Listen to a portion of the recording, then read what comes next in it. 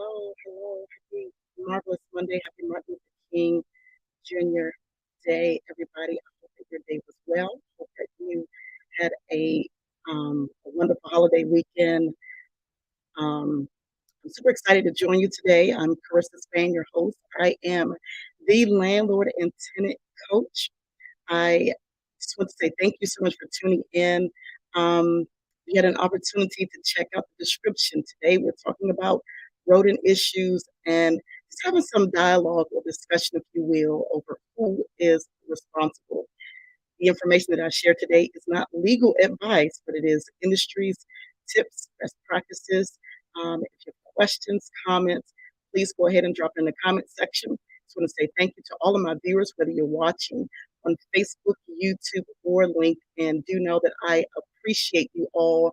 I do count it all joy that you invite me into your homes wherever you are week after week. And so I always try to bring information that is relevant, and some of you are sending in your comments, your questions, as well as I'm sorry, suggestions on topics for the my show. And so you can always inbox me or you can email me if you have questions, if you have a recommendation for a subject or a topic that you would like me to cover.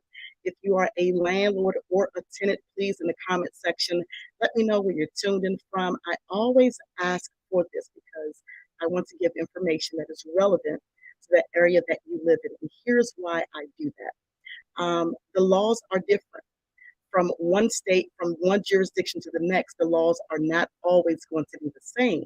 And so I want to make sure that I'm sharing information that is applicable or relevant to you wherever you are. So, landlord or tenant, please let me know where you're tuned in from.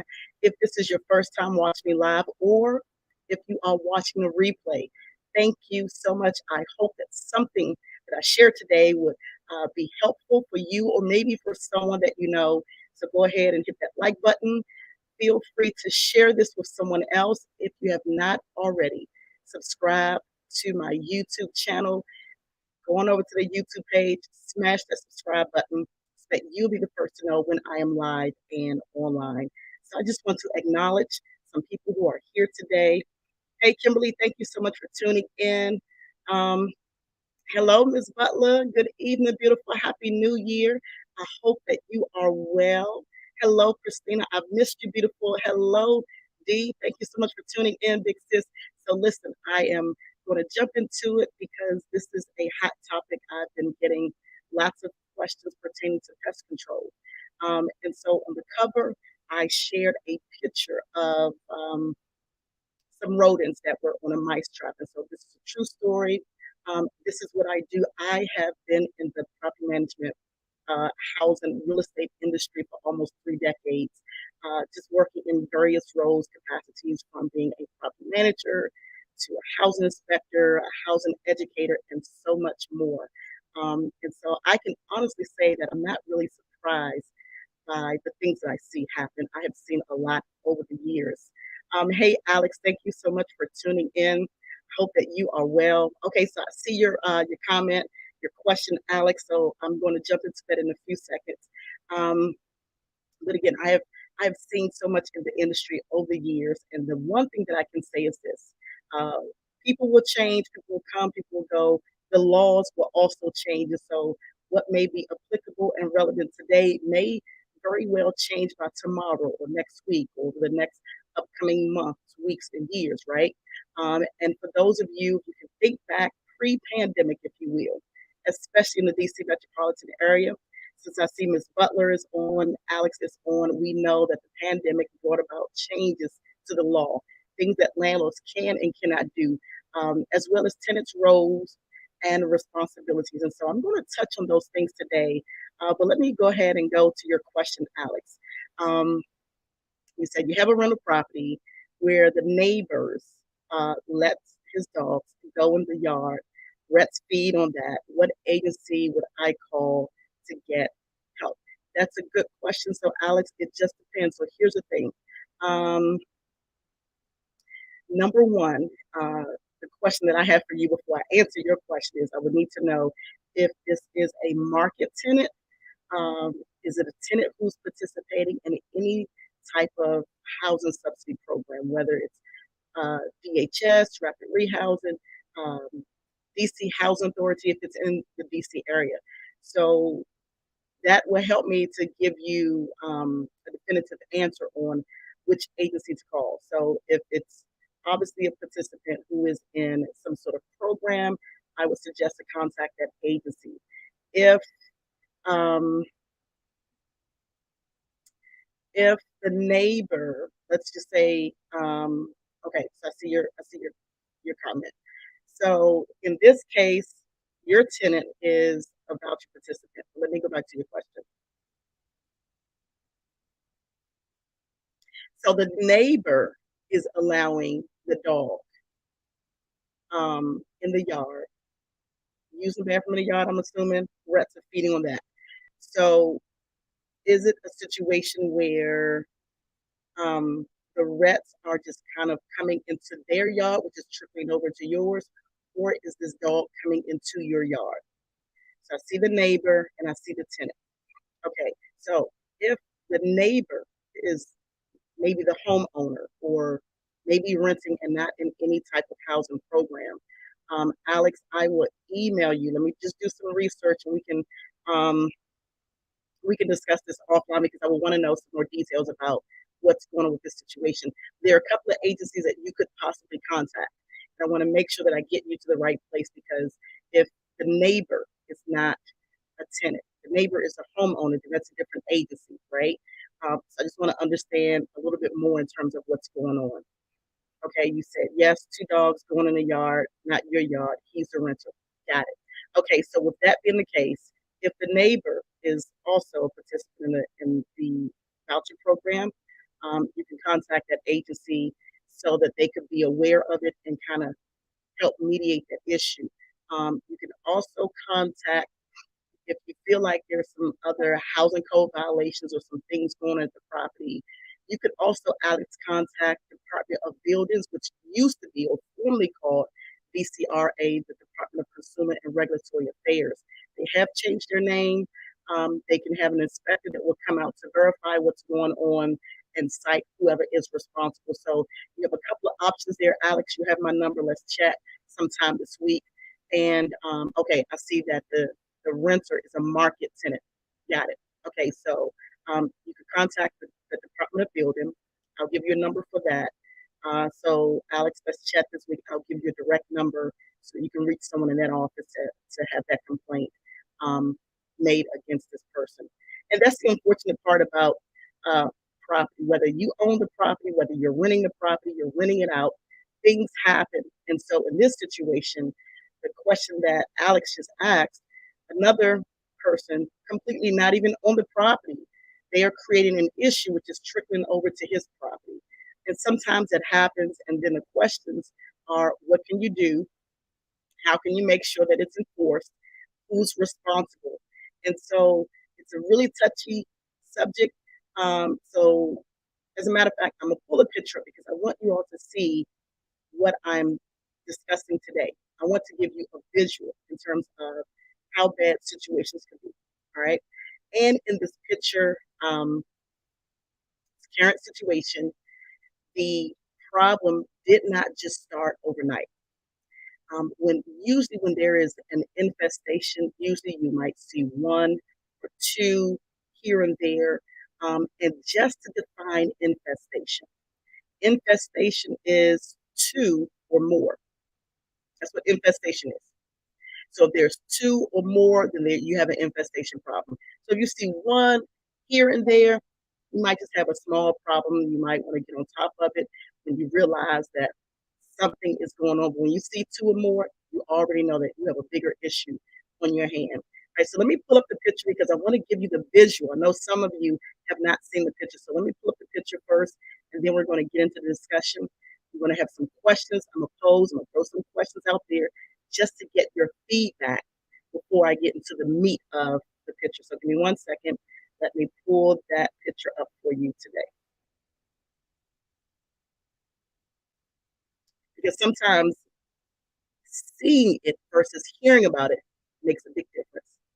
So Alex, take a look at this picture and let me know what you think. Okay, so everybody, please take a look at the picture. You see the picture? You see what's going on in this picture. Hey, Lakeisha. Hey, LaShawn. Hey, Kermit. Thank you so much for tuning in. Okay, so what's going on in this picture, guys? Put in the comment section if you see what's going on. We're going to talk about this. Um, this picture was sent to me. It was heartbreaking for me to see this. So in the comment section, if you can see the picture, let me know what you see in the comment section. Hey, Bishop McIntyre, thank you so much for tuning in. So if you can see this picture, please put it in the chat box and the comment box. Let me know what's going on here. All right. So that was a picture that was sent to me. There were many, many more pictures, but I wanted to share that one and have this conversation. I know that a lot of people in the rental property who have been in the industry for a while, who have experienced this sort of matter, they can relate to what I'm about to share today. And so we'll pull the picture up one more time.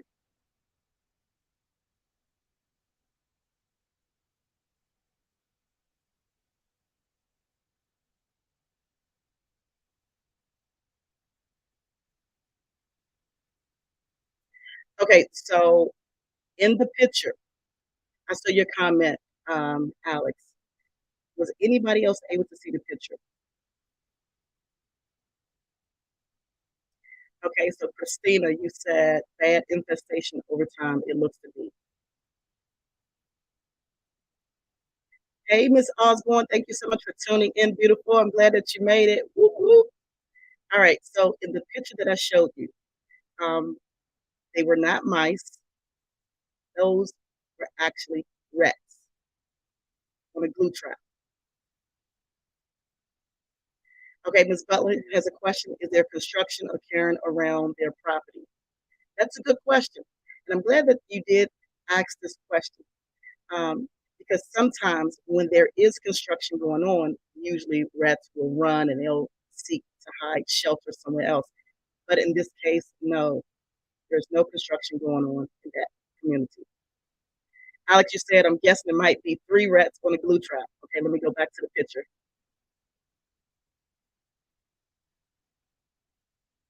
All right, so there's 1, 2, 3, 4 rats on that glue trap, Alex. There were 4 rats on that glue trap. Okay, not just 4 rats, but 4 live rats. They were still alive. And there were many, many more. Hey, Nicholas, thank you so much for stopping by to show some love. Do appreciate you, sir. So there were 4 rats. They were alive. Okay, and so the question is, who is responsible? So let me get your input. Who do you think is responsible?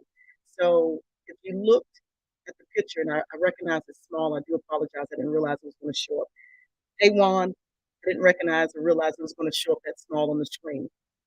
But in the picture, um, if you can see, um, so that's the HVAC closet. So the HVAC closet, it's filthy. There's some things going on. There's some trash on the floor that the tenant has not cleaned up. And so in this situation, the landlord is saying that, um, hello, Miss Anderson, thank you so much for stopping by, beautiful. So in this situation, the landlord is saying that the tenant is responsible. The tenant is emphatically stating that the landlord is responsible for taking care of the problem. But before I address the matter, let me hear from you. Who do you think is responsible? So there were rats in a house, a rental property. Um, there were glue traps. The tenant had trash and stuff on the floor. The tenant is saying that it's the owner's house and it's the owner's responsibility. Who do you believe is responsible for taking care of this issue? All right, let's see. Let's see. Ms. Osborne, you said the tenant is responsible. All right. Hey, Lynette, thank you so much for stopping by, checking in from North Carolina, Yukiko. Let's see what your comment is. You said the landlord, of course, in DC, no matter what. That's a good comment. I like that. Um, Ms. Butler, you said owner has to access. Okay, so here's the thing. There is no construction going on at their rental property. Now, these are not mice. They are rats. Okay, and although the tenant um, may have had some housekeeping issues, okay, I will acknowledge that the tenant could probably take this opportunity to realize the importance of keeping their rental property clean. Ultimately, it's the owner's responsibility to make sure that number one, there are no openings, there are no holes in the walls, something is going on, right? And so let's just say that that tenant decide that they're fed up, they can't take the infestation issue because the rats are not just limited to that closet or to that area that I showed you in the picture. The rats are actually climbing in the bed, um, going through the tenant's food. I'm not talking about mice. Mice are small, okay? Rats are big with long tails, and so there are large rats in and outside of the home.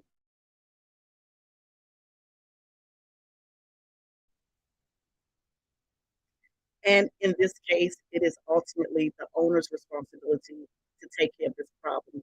Although the owner is saying that the tenant is not clean, the tenant doesn't clean up, has trash throughout the house, the tenant is responsible for large piles of clothes that's on the floor and things of that nature.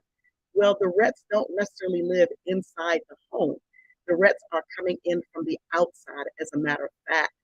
It's not just that house, it is the entire community where this rodent issue is a problem. And so, unfortunately, the owner is responsible for the cost associated with um, taking care of this issue. And it's much larger um, than what this picture is really showing. And so, the city has come in to try to help with this issue because it's not just that house, but it's a row of houses where the rats have dug barrels um, under the concrete. And so, um, even if the tenant cleans up the house, the rats are entering through some place. And so the owner is trying to find out the source of the opening. But let me just say that this problem did not just start overnight. So, because this is a neighborhood issue, it's definitely not the tenant's responsibility to pay for pest control. Now, is it the tenant's responsibility to keep a clean home? Absolutely, especially if it is in the lease. Now, many of you, you've been watching me, you have always heard me say, always look at what's in writing. So I always put a great emphasis on putting it in the lease. If a landlord is asking a tenant to maintain a home that's decent and safe, put it in writing, meaning that they're taking care of housekeeping issues, make recommendations or suggestions on how to clean. I know some people are saying, well, Karissa, cleaning up is just common sense. Well, here's what I know about common sense. It's not so common for everybody, okay? And so what may be clean for me may not be clean for somebody else and vice versa. So it should always be in writing. And here is what I put in my lease, okay? Again, I've been in the industry for almost 3 decades, so approximately 30 years. In my rental lease agreement, I put a great emphasis on pest control. If any of my tenants should see something, whether it's a mouse, a roach, a bed bug, a cockroach, whatever, I ask them to notify me within 5 days of the problem.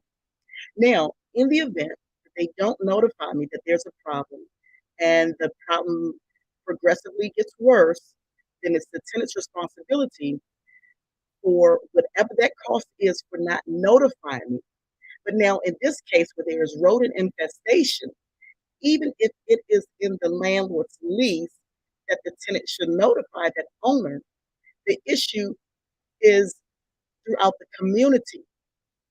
And so the owner tried to go back to the lease and say, "Hey, you're responsible. You were supposed to notify us that you had an issue with mice." And it's not a mouse, again, because mice are very small. Now the tenant is guilty of not being a cleaner tenant, right? This owner has rented this property before, had tenants who were much cleaner.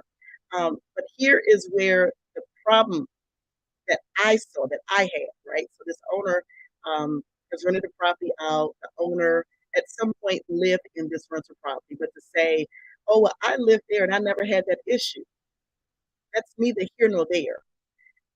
There's a problem now that has to be corrected and addressed. And because this problem is going from one neighbor house to the next throughout the community, so bad to the point that the city has stepped in to try to correct the problem, denotes that the problem is definitely not the responsibility of the tenant.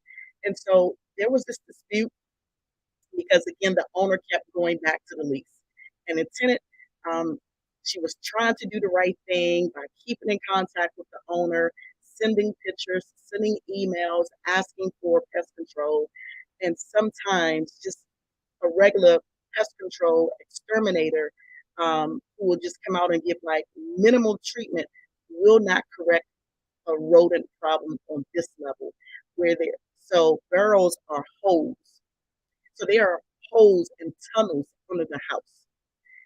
They don't know how long the tunnels have been there. They don't know where exactly they are. And so if you don't know where the tunnels are that the rats are going into and coming out of, how can you correct the problem? And it's really, really bad. I feel really bad for the tenant. Honestly, I don't know how this tenant has lived in this rental property for so long. All I need to see is one, okay? And I understand that the rats, okay, the rats are getting into and on the tenant's bed. I'm out of there. Listen, I'll tell the reps quickly, you can have this place. I'm gone. I would not stay there. I don't care if I'm renting, owning, staying, visiting a friend, visiting family, friends, and loved ones. I will not stay there. And so it's a really bad situation. I really take my heart off to the owner who is trying to do the best that they can with getting rid of this problem.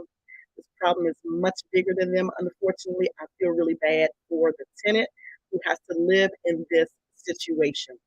All right, so I see your comments coming in. Christina, let me go back to your other comment. Okay, thanks for that, Nick.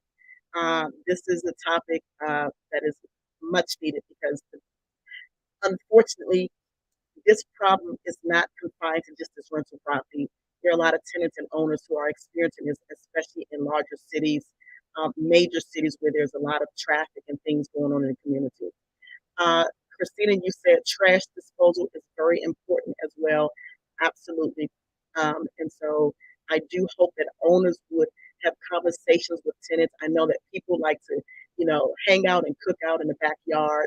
And at this rental property, the tenant um, has some things in the backyard that are just kind of like just laying on the ground where maybe the rodents are going through. And so that could also be one of many problems there. Okay. Because yeah, there's a lot of clutter. So that's what I was getting to, Christina. Clutter, proper disposal of food inside the home, trash in the home, closet full of things they can hide in. It's a lot to keep clear and free of junk as well as disposal of outside trash. Absolutely. And I know that sometimes people don't really think about it on that level. Sometimes people they just want to put things to the side. Maybe they're going to get around to it eventually, but let's just be honest. Life happens, right? So sometimes we have busy schedules. We'll put things to the side with all intentions of having, time to go back and to really clear up the stuff. And maybe for whatever reason, we just never get around to it. That happens. And unfortunately, it creates a breeding ground, if you will, for rodents to hide. Hey, Monica, thank you so much for tuning in. You said I manage rodent issues with my row houses. I have monthly service plans in place for row homes. Single family properties, we do an initial treatment and another at least renewal time, no monthly maintenance. So that's a good point, and I like that you do that, Monica. I do hope that other owners and landlords who are watching will take note of your practice because that will definitely help treat and eliminate issues. Unfortunately, there are so many owners who are not taking this step. They do not go above and beyond as you do. And when that does not happen, sometimes if you have a tenant with poor housekeeping habits, Just having that regular treatment will make a big, big difference. Hey, Keith, happy Monday, partner.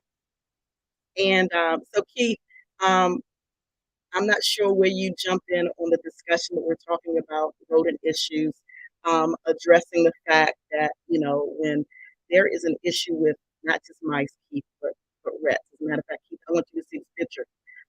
We're discussing the responsibility and giving tips so that owners will know how to help get rid of this problem. So, Keith, let me pull the picture back up for you because I want you to see it. All right. And the picture is kind of small, so I do apologize. But this is the picture here, guys. This is the HVAC closet. And in this HVAC closet, hey, Shanita, thank you so much for tuning in, beautiful. So in this HVAC closet, there is trash. Um, these are not mice, but these are rats. There are 4 rats in the HVAC closet, okay? And the tenant has been living there for an extended period of time. The tenant does have some issues with keeping the place clean, and the owner does have a problem with making sure that they're taking care of the issues promptly. So you have tenants feuding against the landlord, and so it's been this back and forth discussion. And when I received the pictures, the question came, well, Karissa, who's responsible? Is it the tenant's responsibility? Is it the owner's responsibility? Can the owner take the tenant to court for not keeping the place clean? All right. And again, I always go back to what is in writing, what is in the lease. So if it's not in the lease that if the lease does not address housekeeping issues, can the tenant be taken to court? It just depends on the jurisdiction, but usually what's in writing will stand up in a court of law. But when this issue is beyond the tenant's control, it is beyond the owner's control. Can this owner take this tenant to court? Absolutely not. Absolutely not. Now, I agree that yes, the tenant could use some help.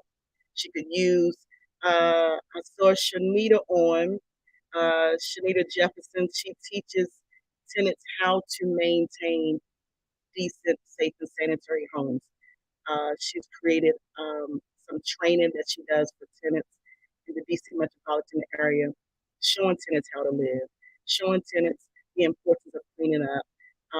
I have had to have lots of conversations with tenants over the years. And so when I go in the capacity of either property manager, a housing inspector, um, just as a housing educator. That's what I do. I'm a housing educator.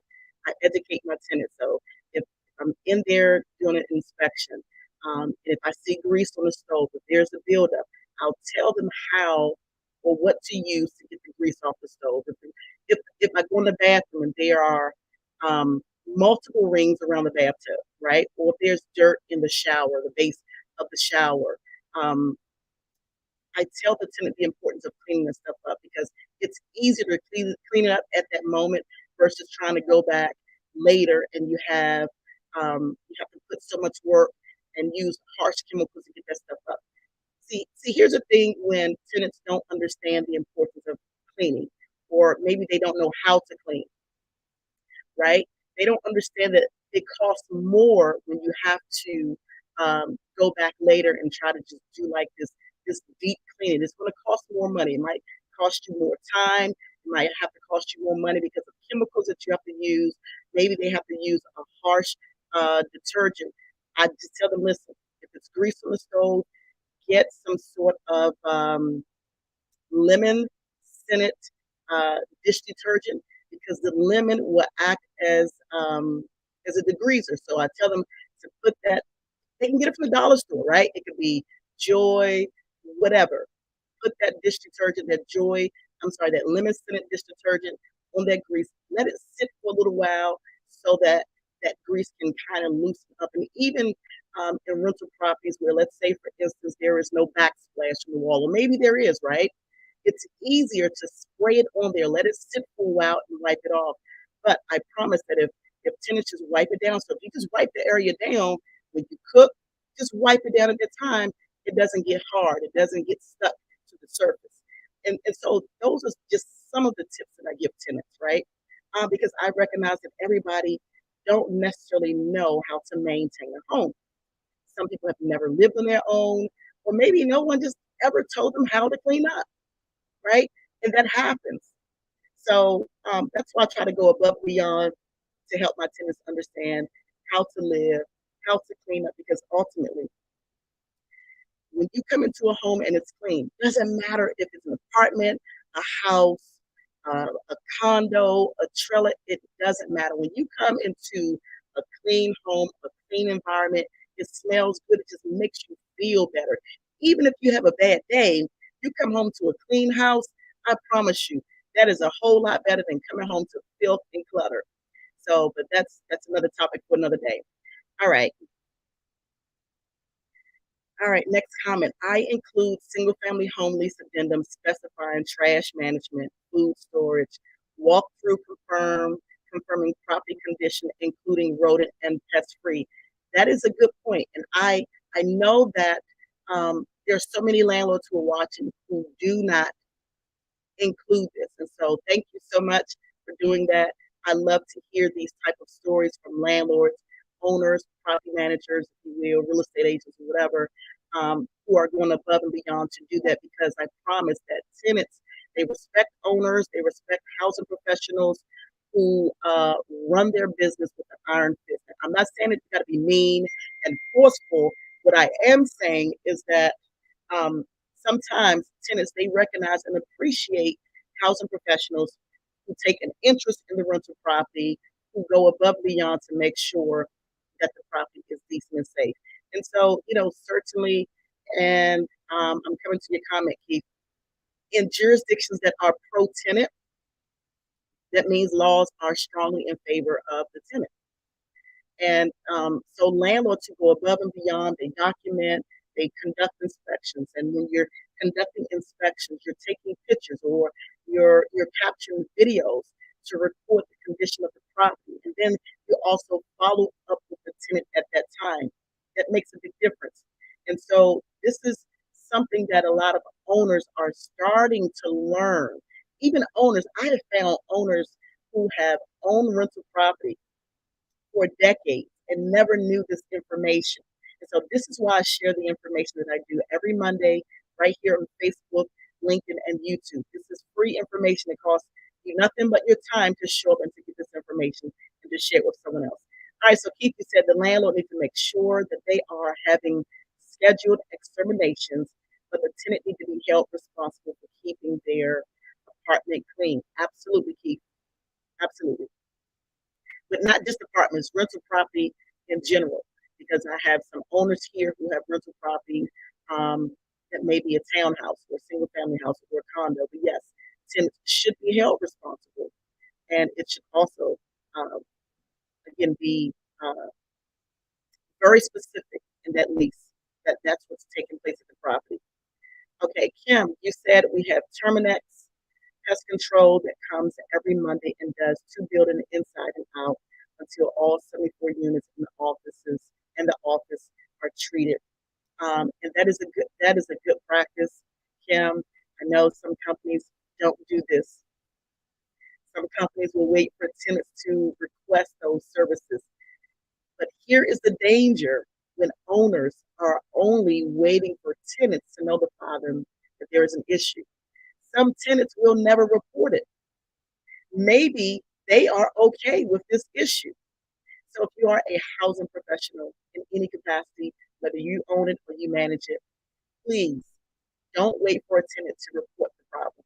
Sometimes tenants don't know that they have a problem. Maybe they think it's okay, or maybe they feel like it has to be way worse in order for them to report it. Or here's the thing, I used to watch a show, I forgot what channel it was on, but it talked about hoarders.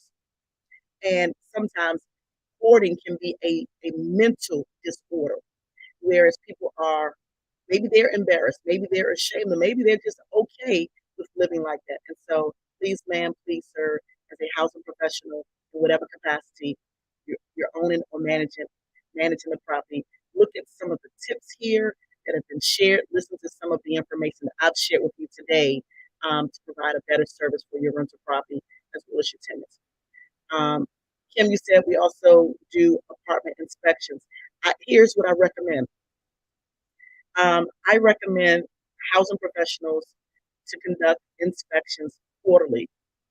Every 3 months, a housing inspection should take place in every rental property. Every 3 months, every 3 months, conduct an inspection of the rental property. Every room, look under every cabinet, open every closet door, look at the walls, the floors, uh, check the appliances, refrigerator, stove. One of the things that I do, I'm very thorough, but I'm also a housing inspector. So I go above and beyond. So if I'm conducting an inspection camp, one of the things that I do, and of course when I conduct an inspection, if if I have my maintenance team with me, here's something that I do. One of the things that I do is I'll pull the stove out while I have one of the maintenance guys to pull the stove out. When that stove is pulled out, I'm looking behind the stove to see if there are any cracks or openings at the base of the wall. I'm looking for cracks or openings because that could be the source where rodents are entering and exiting that property. And so if you see a hole, seal it, okay? And I know that old school, we'll put steel wool in the holes and we'll call it a day. That's fine if you put steel wool in the hole, but you still want to make sure that you seal it. So it's not enough to just put steel wool in it and you walk away. I've had situations, Keith, um, where I've gone to rental property and there were large or massive holes. It had steel wool coming out of it, but that was it. That is so unattractive. And then the question that I would ask that owner: would you want to live here? If you would live like this, um, or if you live in this place, would you be comfortable living like this? So if you put steel wool, or if you have your maintenance guys, your contractors to come in and you stuff the holes with steel wool, still seal it up. Have them to repair the hole as if the hole never existed. That's how you correct that problem.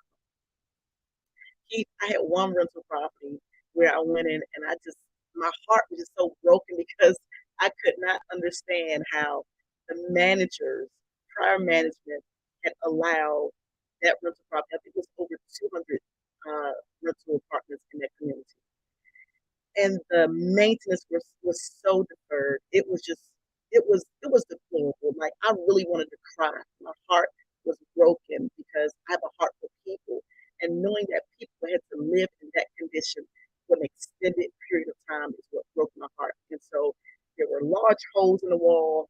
Um, Keith, some of the apartments were so bad. I thought the tenants literally put the holes in the wall themselves.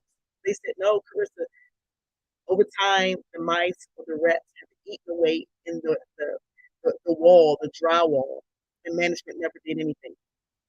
Can you imagine what that's like to live like that as a tenant? So I want all of you who are housing professionals, whether you're the landlord, the manager, whatever, I want you to put yourself in a tenant's position. If a tenant had to live there in that condition, are you okay with it? Don't put it in the comment box. And then ask yourself this question: would you be okay if you lived in that condition? And so, if owners or housing professionals, if we are not okay, why would we think that it's okay to allow tenants to live in that condition? And so, Keith, you already know where I'm going with this. You know how I feel about slum landlords. Um, that's a different subject for a different day. I absolutely hate slum landlords, but I recognize that sometimes people's standards are different. Maybe they think that it may be okay, and maybe it is okay, right? But the laws are in place which protects tenants. And so, again, this is why I share information to help people because just depending on where the rental property is, tenants can also take landlords to court for not making repairs, for not taking care of extermination, infestation issues such as this. So let me pull this picture up one more time. But let me answer your questions, Keith. You said, what do you do about a tenant that won't allow extermination to be done or have a dirty property? Is the tenant say no? If the tenant says no, can you as a landlord do it anyway? Hey, Lady Isaac, thank you so much for tuning in. So that's a great question. So if you have a tenant that's refusing extermination services, right? Um, Number one, document it. Keith, I know that you know this, but I'm gonna share it anyway. For some who don't know, send letters out letting the tenants know that extermination will take place. Give them the date. Please give them at least, depending on where the rental property is, it may be 24 hours, it may be 48 hours. I would suggest to give the tenant at least 48-hour notice that extermination is taking place because I do inspections or I request, I suggest, I recommend inspections as well as pest control be done on a regular. Give the tenant as much notice as possible so that they can prepare to either be in the rental property or out. Give them a notice that extermination is going to take place. On the day that the extermination treatment is or the service is scheduled, make sure you have either a camera or your cell phone with the camera available in the event that it's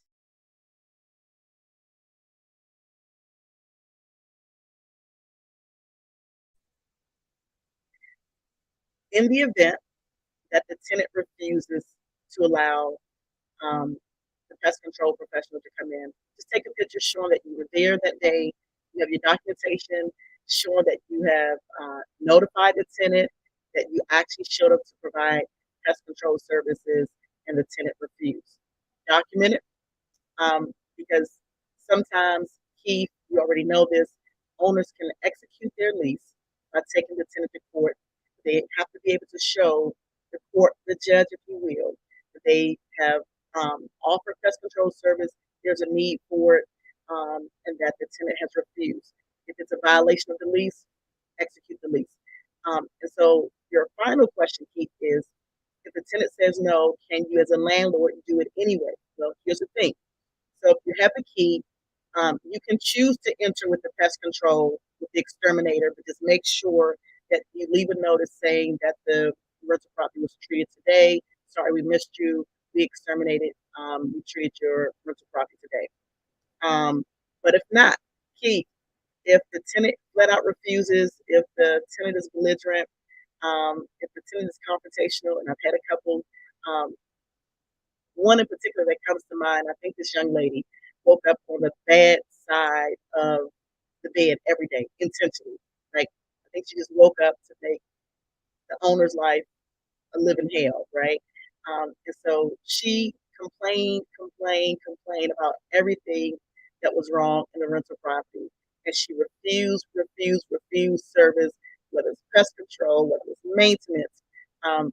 It didn't matter what it was. She just had an excuse why the owner or the contractor could not come in to take care of the issues. Sometimes that will happen. You can't really fight sometimes these mental health issues because sometimes tenants do have mental health issues that cannot be resolved, right, by a landlord. I don't care how nice you are, Keith. Christina, you already know this. I know that you know this, Miss Butler. You can be the nicest person in the world. You can go above and beyond, Maria, to do your part, Maria. I know that you know this firsthand. Sometimes you can give the shirt off your back to some of these tenants.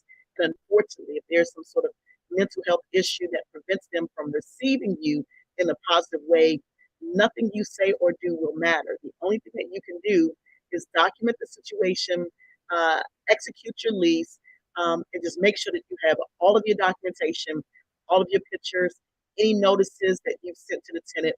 Um, that's the best that you can do. So, Keith, that's my response to you. Now, I have had one tenant who, I've had a few tenants who previously served in the military and they had what is it called? PTSD? Is that the correct acronym for it? And so when you have a tenant um, who was in the military, right? And they have PTSD, or that's what they suffer from. I would strongly suggest that you not push too hard with those type of tenants. So this one tenant in particular, she told me that um, we could not enter her rental property under no circumstance, even if we had the key. Um, and so the owner said, Karissa, that's my property, and we're going to go in. So I conveyed that to the tenant. Well, hey, Miss Tenant, the owner really wants to come in to take care of the repairs. The owner will use the key. And this tenant flat out just said, okay, you, you can tell the owner they can try it if they like, but I do have a gun, right? And so that situation was not the best situation. Did not make the owner comfortable from that point on, trying to force their way in to do the right thing by taking care of maintenance and repairs. And unfortunately, sometimes the best that you can do is the best that you can do. And when that does not work, just document it. Don't push too hard. Allow the law to take care of issues and decide what should be done. Because sometimes, and unfortunately, this does happen. Uh, at the start of the pandemic, I shared stories how a tenant may have killed an owner, or the owner may have killed a tenant. Listen, it happens. I am no longer surprised. And again, this is why I do what I do. This is why I share this information. So I do hope that something I shared today was helpful for somebody. I hope that as a landlord, you walked away with some tips, some things that you can include in your business practice. If you are a tenant, please know and understand that you do have a responsibility to keep your rental property clean. Okay, if you don't own it, if somebody else owns it, keep it clean. Do the best that you can. Work with the owner, because there are so many owners who do not care about rental property or tenants. There are some owners who only care about collecting money at the beginning of the month. And so if you have an owner, hey, Mama Motley, thank you so much. So if you are a tenant and you have an owner or a housing professional, a property manager or landlord that's willing to work with you, please work with them. Because if it's in the lease that you have to do certain things, that landlord can take you to court, okay? And in some jurisdictions, you can be evicted. I have worked in multiple jurisdictions, managing property, working with tenants on behalf of landlords, things of the sort, working in different housing programs, right? And some jurisdictions have evicted tenants because they just refuse to cooperate. You don't want to find yourself in court. You don't want to find yourself evicted because you are violating your lease. I promise that if you are evicted, it could potentially prevent you from renting again. So I share this information to help people avoid going down that rabbit hole, if you will. So my time is up. I thank you for yours. But again, this is what I do each and every Monday right here on Facebook, LinkedIn, as well as YouTube. Please subscribe to that YouTube channel if you have questions when I am not online. And if you want to email me, let me share my email address. I'm going to put the picture up one last time because I know that some people tuned in a little late. But here's my email address here. You can find me by way of email at carissaspan@gmail.com. I'm on Facebook. I'm on YouTube. I am on LinkedIn. Please subscribe to my YouTube channel. That's my information for YouTube. Let me pull that picture up one more time because I want you to see it. I know some of you tuned in late. We're talking about pest control issues. We talked about who's responsible and why it's important for housing providers to inspect their property and make sure they're providing a service. All right, so let me share the picture one last time. Here you go. So in this picture here, you see one, two, three glue traps. But on the glue traps, you see one, two, three, four rodents. Okay? The rodents are not small. The rodents are large. Why are they large? Because they are rats. And rats are harder to get rid of because they're much larger. Um, and they do a lot more damage than mice. All right. So thank you so much for tuning in. And again, that is my information to find me on YouTube. Go ahead and subscribe if you will. I look forward to seeing you all right here, same station, same channel at 7:30 p.m. Eastern Standard Time. And again, I'm Karissa Span, the landlord and tenant coach.